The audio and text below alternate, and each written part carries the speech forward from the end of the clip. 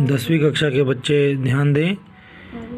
आज हम लखनवी अंदाज जो लेसन है उसमें यशपाल जी का जीवन परिचय करेंगे।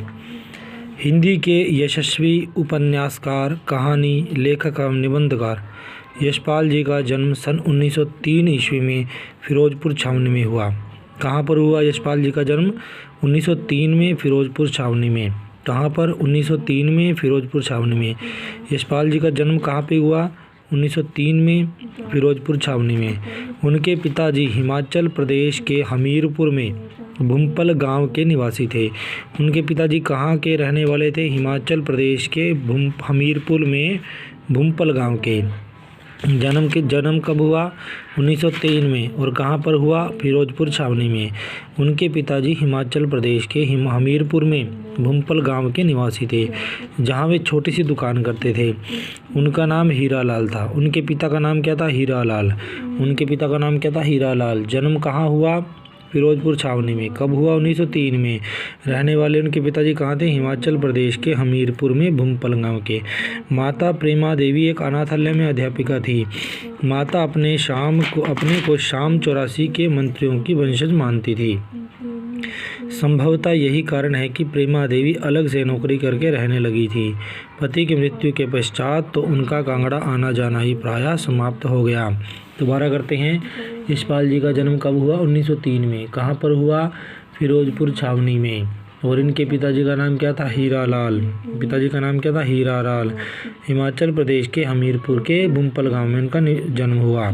उनकी माता प्रेमा देवी, माता का नाम प्रेमा देवी और अनाथालय में अध्यापिका थी। माता अपने आप को शाम 84 के मंत्रियों की वंशज मानती थी। इसी कारण वह अलग से नौकरी करके रहने लगी थी। और उसके पिता की मृत्यु के पश्चात उनका वहाँ कांगड़ा में आना जाना प्रायः समाप्त हो गया। यशपाल की प्रारंभिक शिक्षा कांगड़ा में हुई। माता उन्हें दयानंद का सच्चा सिपाही बनाना चाहती थी। उनकी आरंभिक शिक्षा कहाँ हुई? कांगड़ा में। आरंभिक शिक्षा कहाँ हुई? कांगड़ा में। माता उन्हें दयानंद का सच्चा सिपाही बनाना चाहती थी, इसलिए उन्हें पढ़ने के लिए गुरुकुल कांगड़ी में भेजा गया। दयानंद का शिष्य बनाना चाहती थी, सिपाही बनाना चाहती थी, गुरुकुल कांगड़ी में भेजे गए। अस्वस्थता के कारण उन्हें गुरुकुल कांगड़ी छोड़ना पड़ा। यशपाल जी की प्रारंभिक शिक्षा कहाँ हुई? कांगड़ा में हुई। माता उन्हें दयानंद का सच्चा सिपाही बनाना चाहती थी, इसलिए उन्हें पढ़ने के लिए गुरुकुल कांगड़ी में भेजा गया, लेकिन बीमार होने के कारण उन्हें गुरुकुल कांगड़ी छोड़ना पड़ा। जिसके बाद उन्होंने लाहौर के नेशनल कॉलेज से बीए पास की। यहाँ पर रहते हुए वे क्रांतिकारियों के संपर्क में आए। कांग्रेस के असहयोग आंदोलन में आपने भी भाग लिया। चंद्रशेखर आज़ाद, भगत सिंह और सुखदेव के साथ उन्होंने काम किया। अनेक बार जेल भी गए। उनकी प्रारंभिक शिक्षा कहाँ हुई? प्रारंभिक शिक्षा कांगड़ा में हुई। और माता उन्हें दयानंद का सिपाही बनाना चाहती थी, इसलिए उन्होंने उन्हें कहाँ भेज दिया? गुरुकुल कांगड़ी, लेकिन बीमार होने के कारण उन्हें कांगड़ी छोड़ना पड़ा।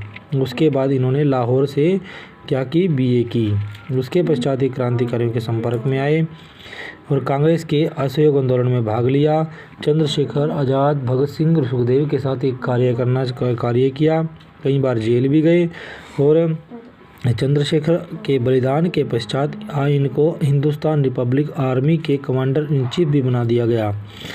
इन्होंने 1936 के पश्चात इनकी रुचि साम्यवादी विचारधारा में बढ़ी और आपने विप्लव नामक पत्रिका लखनऊ से निकालना आरंभ किया। 1936 में के पश्चात इनकी रुचि साम्यवाद विचारधारा में बढ़ी और आपने विप्लव नामक पत्रिका लखनऊ से निकालने प्रारंभ की। साम्यवादी विचारधारा के प्रचार प्रसार के कारण यशपाल जी ने निरंतर संघर्ष किया। यशपाल जी की शादी जेल में हुई। यशपाल जी ने अनेक बार विदेशों में भ्रमण किया और अपने संस्मरण लिखे। लोहे की दीवार के दोनों ओर राह बीती तथा स्वर्गोद्यान बिन सांप उनकी यात्रा वर्णन है। दिसंबर सन 1952 में इन्होंने वियना में विश्व शांति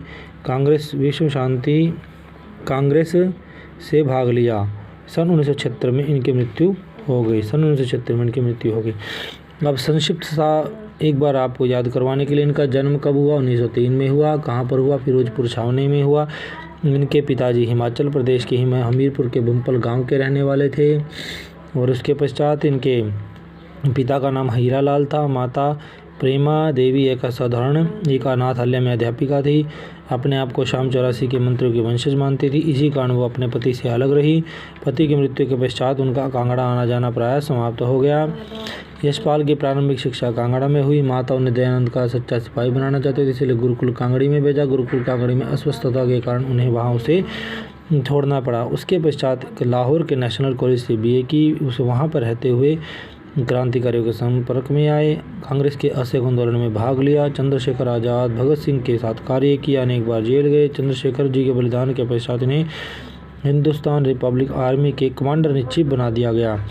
उसके पश्चात सन 1936 के पश्चात इनकी रुचि साम्यवाद विचारधारा में बढ़ी। आपने विप्लव नामक पत्रिका का संपादन किया।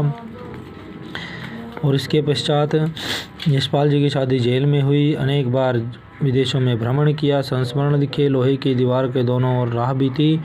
लोहे की दीवार के दोनों ओर राह बीती तथा स्वर्गोद्यान बिन सांप उनकी यात्रा वर्णन है।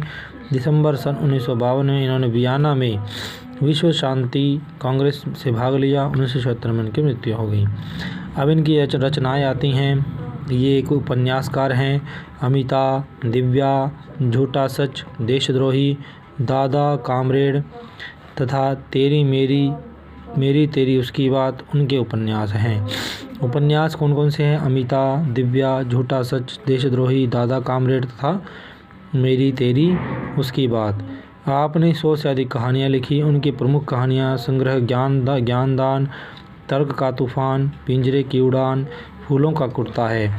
उनके निबंध विप्लव तथा अन्य पत्र पत्रिकाओं में छपते रहे। इनके प्रसिद्ध निबंध संग्रह हैं बीवी जी कहती हैं, मेरा चेहरा रूबीला है, देखा सोचा समझा, मार्क्सवाद, गांधीवाद की शव परीक्षा, राम राज्य की कथा, चक्कर क्लब, बात बात में बात, बात बात में बात, न्याय का संघर्ष और तथा जग का मुजरा।